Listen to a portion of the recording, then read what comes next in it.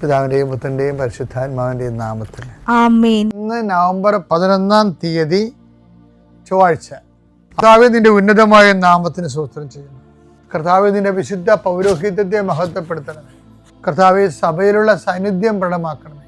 39 വർഷം ഞാൻ അർപ്പിച്ച കൃപാന്റെ യുഗതിയാൽ കൃപാസ്ഥാനത്താറെ ജീവനോടെ പ്രത്യക്ഷപ്പെട്ട പരിശുദ്ധ അമ്മയുടെ മാധ്യസ്ഥത്താൽ പിതാവിൻ്റെയും പുത്രൻ്റെയും പരിശുദ്ധാത്മാവിൻ്റെ നാമത്തിൽ ഞാൻ നിങ്ങളെ ആശീർവദിക്കുന്നു. ഇന്നത്തെ ദിവസം സമർപ്പിച്ച് പ്രാർത്ഥിക്കുക. കണ്ടുമുട്ടാൻ പോകുന്ന വ്യക്തികളെ മനസ്സിൽ കാണുക, ചെയ്യാൻ പോകുന്ന കാര്യങ്ങളെ മനസ്സിൽ കാണുക.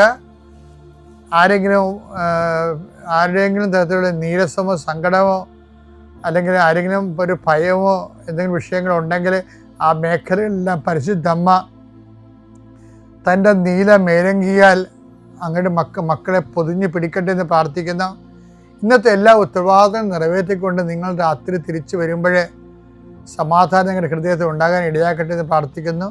നിത്യം പിതാവും പുത്രനും പരിശുദ്ധാത്മാവും നയിക്കുക. ആമേൻ.